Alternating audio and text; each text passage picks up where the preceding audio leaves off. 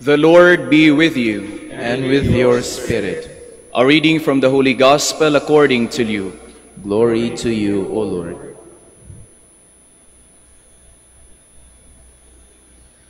When the time arrived for Elizabeth to have her child, she gave birth to a son. Her neighbors and relatives heard that the Lord had shown his great mercy toward her, and they rejoiced with her. When they came on the 8th day to circumcise the child, they were going to call him Zechariah after his father. But his mother said in reply, "No, he will be called John." But they answered her, "There is no one among your relatives who has this name." So they made signs, asking his father what he wished him to be called. He asked for a tablet and wrote, "John is his name." And all were amazed. Immediately his mouth was opened, his tongue freed, and he spoke, blessing God. Then fear came upon all their neighbors, and all these matters were discussed throughout the hill country of Judea. All who heard these things took them to heart, saying, "What then will this child be?" For surely the hand of the Lord was with him.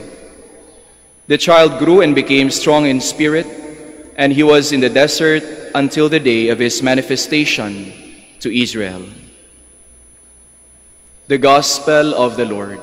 Praise to you, Lord Jesus Christ. Please be seated. Magandang umaga po sa inyong lahat, and welcome to the Minor Basilica of Our Lady of the Rosary of Manaoag. And happy feast day, happy solemnity of the birth of Saint John the Baptist. In our Gospel, it is recounted how the birth of John the Baptist came to be and what happened, what transpired after. Makikita natin o narinig natin na even at the very start of the life of John the Baptist, it was already clouded with mystery. But along with the mystery, kapag meron tayong narinig na kamangha-mangha o isang misteryo o isang kababalaghan, what is the twin o ano yung kakambal noon? Meron ding mga chismis. Dahil may mga bagay na hindi natin maintindihan, maraming mga bagay na mga naririnig tayo. Kaya nga, when the mouth of Zechariah, the father of John the Baptist, was opened, the mouths of their neighbors were also opened. Sabi ni St. Luke sa Gospel, immediately Zechariah's mouth was opened, his tongue freed, and he spoke, blessing God. But also, right after that, then fear came upon all their neighbors. And all these matters were discussed, pinag-usapan agad. Ang bilis ng balita during that time, throughout the hill country of Judea. Nababalot ng misteryo, pero ang dami ring mga haka-haka, ang daming mga opinyon, ang daming sinasabi. And that's not only the start of the life of Saint John.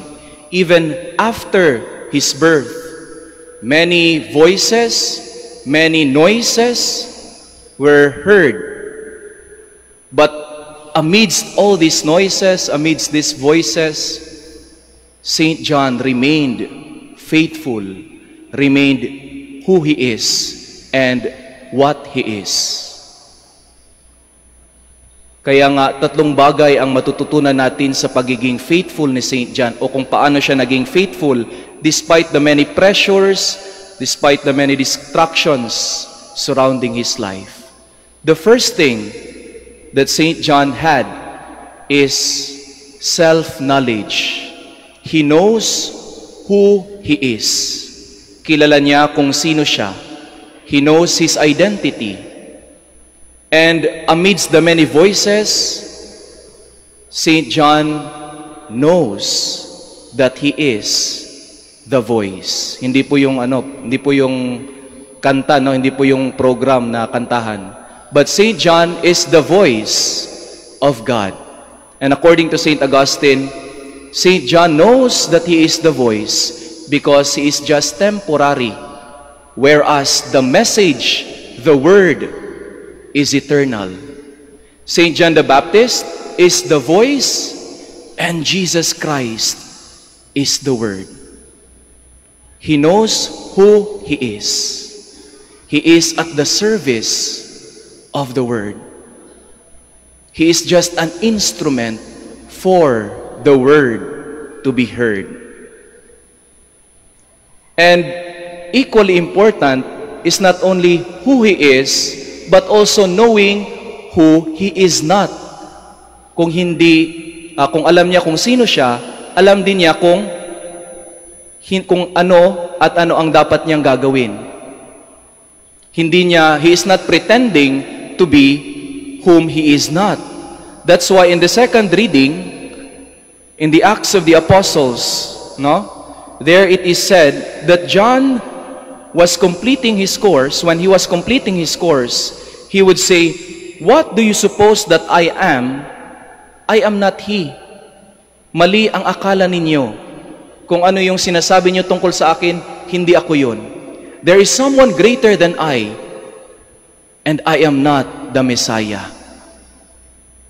He knows who he is, but equally important, he knows who he is not. And secondly, St. John, because he knows his identity, he also knows his place. He knows his role. Alam niya kung ano ang kanyang lugar at alam niya kung paano siya lulugar. At napaka-interesting po ng lugar ni St. John sa salvation history because he came ahead of Christ. Nauna siya kay Kristo. Pero hindi siya naging mayabang. Sa ating buhay ngayon, ang daming gustong mauna. Ang aga-aga pa lang, ang dami ng mga pakulo, ng mga electioneering, mga campaign. Ngayon pa lang, meron ng mga survey, meron ng mga election polls. Bakit? Gustong mauna. Si St. John nauna. Pero hindi upang ibalandra ang kanyang sarili. Yes, he became famous, but it's not for himself. That's why he also said, referring to Christ, he must increase, I must decrease. It's not about me, it's about Christ. He knows himself, he knows his purpose, and lastly, and most importantly, he knows the truth. He lives by the truth, he lives for the truth, and he dies for the truth. Nung siya ay mamatay, o nung siya hinatulang na mamatay, he did not say, babaguhin ko yung statement ko. No, he stick to the truth. He accused the king of his time, or the ruler of his time, Herod Antipas, telling him the sin that he is committing. He is committing adultery. And that's the truth. He stood by the truth. He upheld the truth, even to the expense of his life. He knows himself, he knows his place, and he knows the truth. He lives and dies for the truth. Let's pray, my dear brothers and sisters, that we will have more St. John the Baptist in our life. And we ourselves could be like St. John the Baptist. And you know what? To be John the Baptist is not only a call, a challenge for the priests, for the religious, but for all of us Christians. So we pray, that God will send us and will make us John the Baptist in our time, who knows who we are, who knows what our place, and who knows the truth. And in a special way this day, we also celebrate the ordination anniversary of Father Jesse Yap.